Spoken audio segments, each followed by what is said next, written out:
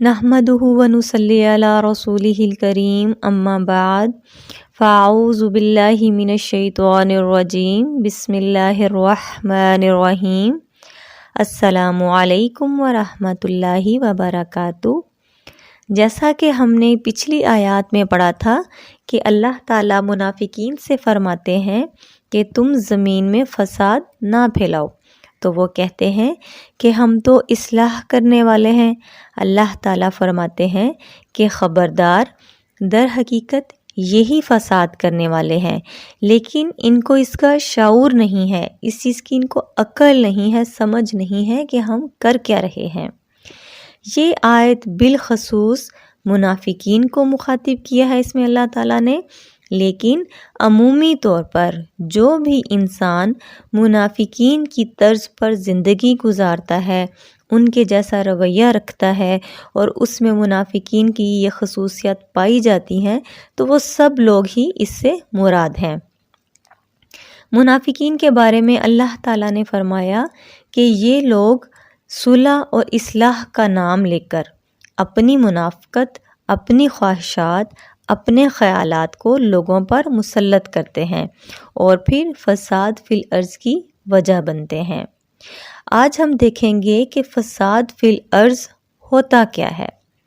دنیا میں لوگ مختلف طریقوں سے فساد فی الارض کی وجہ بنتے ہیں۔ ان میں ایک فساد ہے اخلاقی فساد، جیسا کہ بے حیائی اور فحاشی، چاہے وہ کسی بھی قسم کی ہو، یہ اخلاقی فساد ہے۔ اسی طرح ماں باپ کی نافرمانی، قطع تعلقی، حقوق و فرائض میں کمی، یہ خاندانی اور معاشرتی فساد ہے۔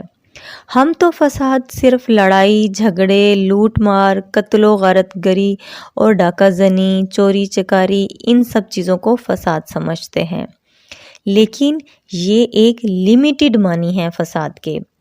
اصل میں فساد فی الارض کا مطلب ہے اعمال کی خرابی، یعنی ایسے اعمال سر انجام دینا جس کے ذریعے زمین میں اللہ کی قائم کردہ حدوں کو ختم کر دینا۔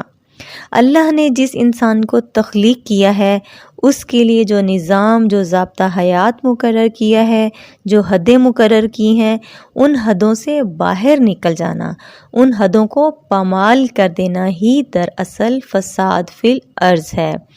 دوسرے الفاظ میں فساد فی الارض کا مطلب یہ ہے کہ انسان ہر معاملے میں یا کسی بھی معاملے میں اللہ کی بندگی، اللہ کا حکم چھوڑ کر اپنی خوشی، اپنی مرضی کا مالک بن بیٹھے، اپنی آسانی، اپنی خوشی کے مطابق زندگی گزارے۔ انسان سوچے کہ جو میرا دل کرے گا بس میں وہی کروں گا، جو مجھے اچھا لگتا ہے، چاہے وہ جائز ہے یا ناجائز، حلال ہے یا حرام، اللہ نے اسے روکا ہے یا نہیں، بس مجھے کیونکہ یہ ٹھیک لگتا ہے، مجھے یہ پسند ہے تو یہ میں کروں گا۔ گویا وہ خدائی کا دعویٰ کر رہا ہے، اپنے وجود کے اوپر وہ اپنا خدا خود بن بیٹھا ہے۔ وہ کہتا ہے کہ میرا وجود ہے، میری زندگی ہے، میری مرضی ہے تو میری مرضی ہی چلے گی، جو میں چاہوں گا وہی کروں گا۔ کبھی وہ انفرادی طور پر خود کو خدا مان کر اپنی مرضی کرتا ہے، کبھی وہ معاشرے کو خدا بنا بیٹھتا ہے، معاشرے کی بندگی شروع کر دیتا ہے، معاشرے کی پوجا کرتا ہے کہ جیسے معاشرے میں رواج ہے، جیسے آج کل معاشرے میں ہو رہا ہے، جو معاشرہ پسند کرتا ہے، جو لوگ پسند کرتے ہیں، میں وہی کروں گا، چاہے اللہ کو وہ کتنا ہی ناپسند کیوں نہ ہو۔ یہ بات چاہے انسان اپنے منہ سے کہے یا نہ کہے، لیکن اپنے اعمال کے ذریعے وہ یہ چیز ظاہر ضرور کرتا ہے۔ وہ ہر حال میں یا تو انفرادی طور پر یا معاشرتی طور پر اللہ کی مرضی اور حکم کو چھوڑ کر اپنی یا پھر معاشرے کی مرضی اور خوشی کے مطابق زندگی گزارتا ہے۔ انفرادی طور پر اس طرح کہ کوئی انسان سوچے کہ جیسے میرا دل کرتا ہے میں وہی کروں گا، اپنے نفس کی مانتا ہے، وہ اپنی نفس کی خواہشات کے مطابق چلتا ہے، وہ نہیں سوچتا کیا حلال ہے کیا حرام ہے، ہر چیز میں آئی ڈونٹ کیئر والا اس کا بیہیو ہوتا ہے۔ انسان سوچتا ہے میرا جسم، میری مرضی، میری زندگی، یعنی وہ اپنے نفس کو، خود کو ہی اپنا خدا بنا لیتا ہے۔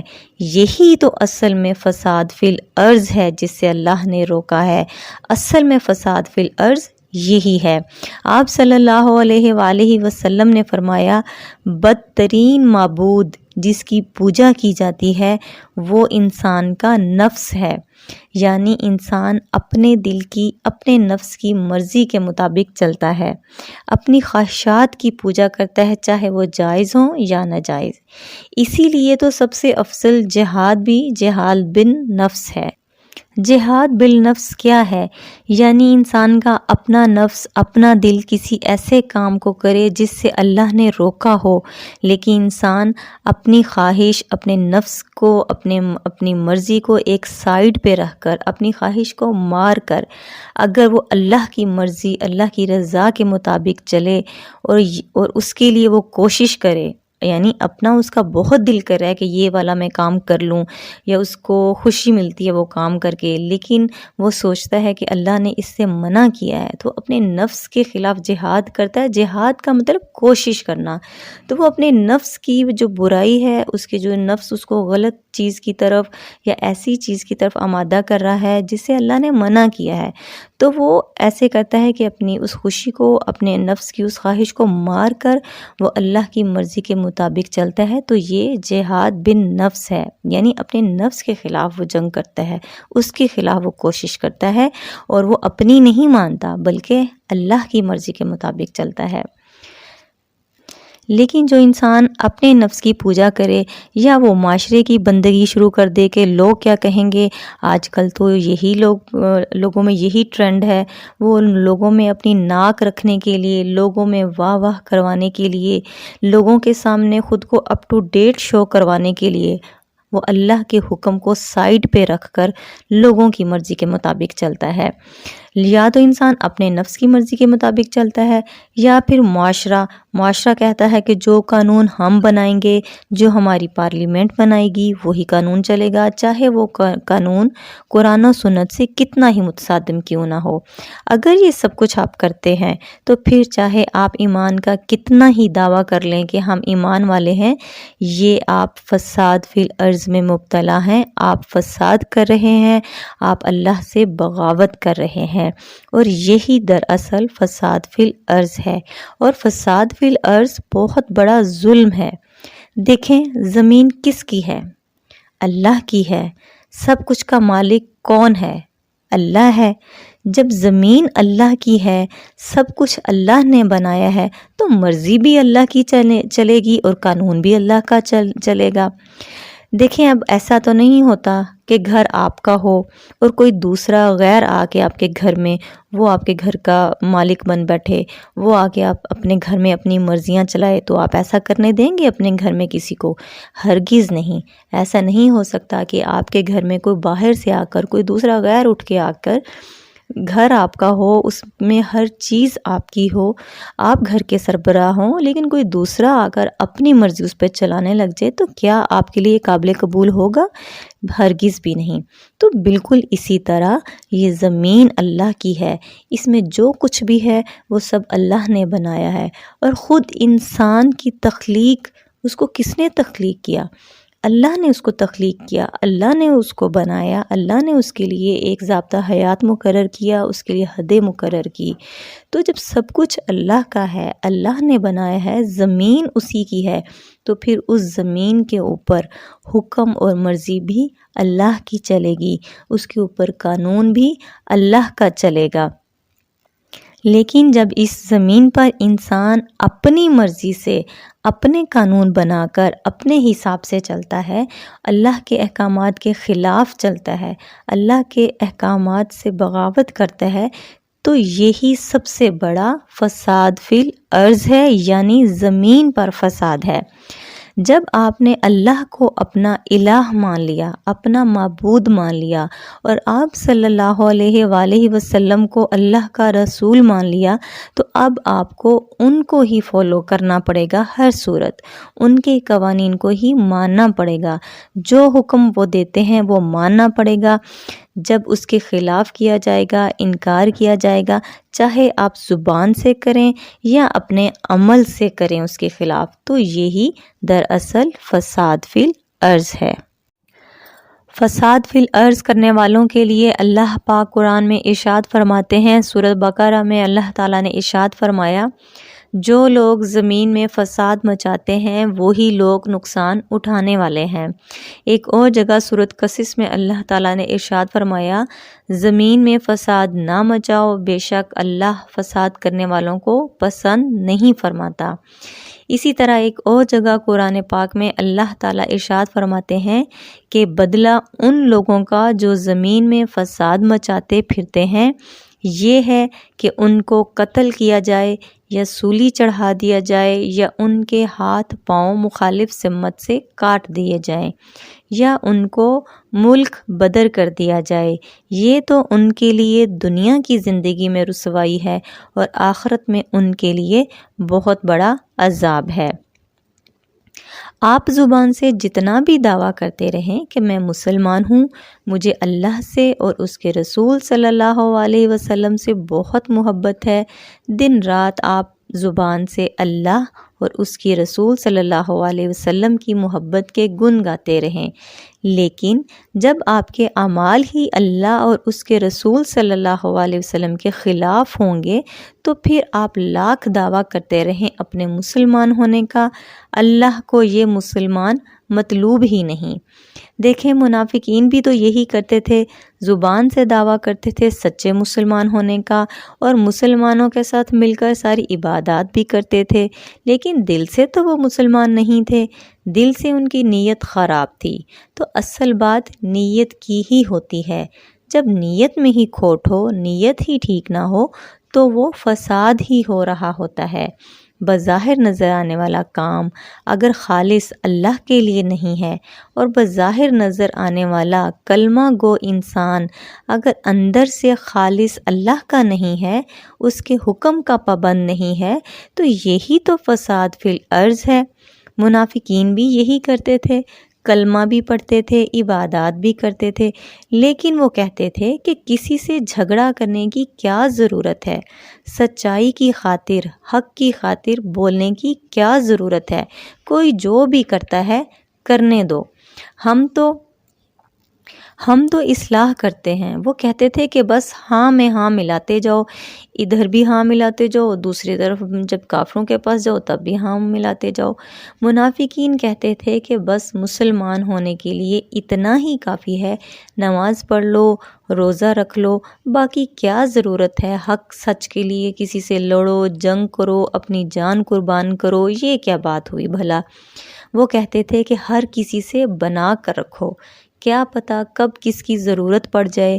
اسی لیے تو وہ کہتے تھے کہ ہم تو اصلاح کرنے والے ہیں، ہم نے سب کر بنا کر رکھی ہوئی ہے سب سے، ہم تو چاہتے ہیں کہ خون خرابہ نہ ہو، مسلمان اور کافر آپس میں نہ لڑیں، مسلمان چپ کر کے اپنی عبادت کریں اور کافر اپنے طریقے سے چلیں۔ لیکن آپ جانتے ہیں کہ آپ صلی اللہ علیہ وسلم کا مشن کیا تھا؟ آپ صلی اللہ علیہ وسلم تو دین حق لے کر آئے تھے، اس دین کو پھیلانے اور اللہ کے قوانین کو نافذ کرنے آئے تھے۔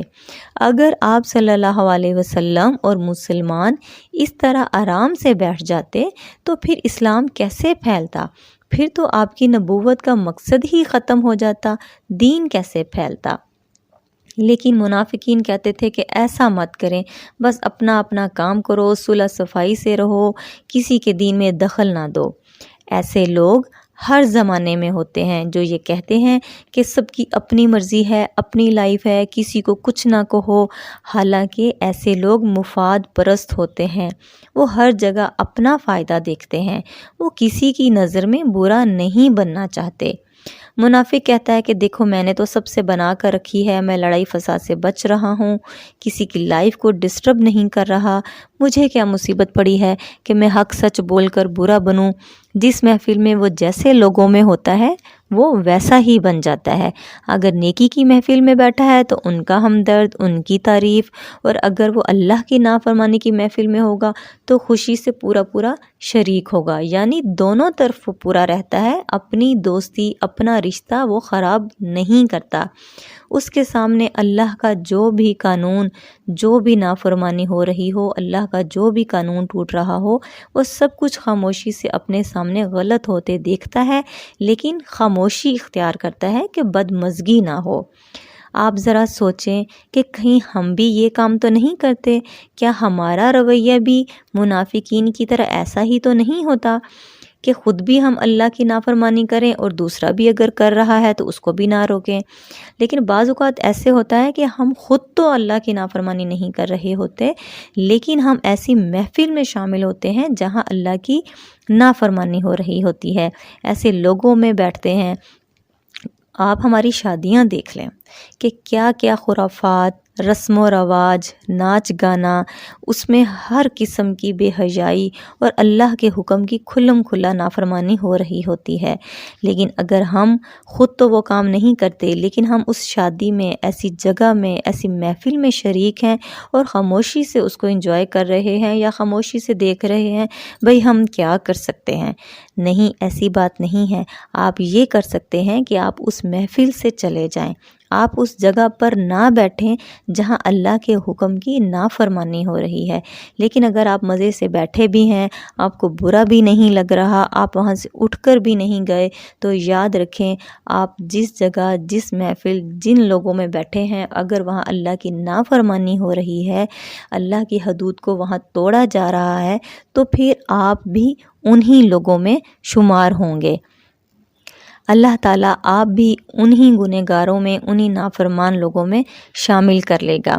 اللہ تعالیٰ نے قرآن میں 3 بار تاکید کر کے زور دے کر فرمایا ہے کہ دراصل یہی لوگ فسادی ہیں، یہی لوگ منافقین ہیں جن کو ان کا شعور ہی نہیں۔ اللہ تعالیٰ نے فرمایا لا یشعرون، ان کو شعور ہی نہیں، عقل ہی نہیں کہ وہ کتنا بڑا گناہ کر رہے ہیں۔ وہ اللہ کی نافرمانی کرتے دیکھ کر خاموش بیٹھے رہتے ہیں اور سمجھتے ہیں کہ ہم تو اصلاح کر رہے ہیں، ہم تو اچھا کر رہے ہیں، ہم تو لڑائی جھگڑا یا بحث نہیں کر رہے، کیونکہ لڑائی کرنا، بحث کرنا، کسی کو برا کہنا تو اسلام میں جائز نہیں۔ یعنی اسلام کے نام پر وہ اسلام کو ہی نقصان پہنچا رہے ہوتے ہیں اور نہ سمجھی میں حق کی بجائے وہ باطل کا ساتھ دے رہے ہوتے ہیں، باطل کی محفل میں بیٹھے ہوتے ہیں۔ اس لیے ہمیشہ اللہ سے دعا کرتے رہنا چاہیے کہ اللہ ہمیں نفاق سے بچائے، اللہ ہمیں حق کو حق سمجھنے اور حق کو حق کہنے اور حق کو فالو کرنے کی توفیق عطا فرمائے، اور اللہ ہمیں باطل کو باطل کر کے دکھائے تاکہ ہم اس سے بچ جائیں۔ اللہ تعالیٰ ہمیں تمام فتنوں سے بچا کر اپنی پناہ اور اپنی رحمت میں رکھے۔ آمین ثم آمین۔ جزاک اللہ خیرا کثیرا۔ السلام علیکم ورحمۃ اللہ وبرکاتہ۔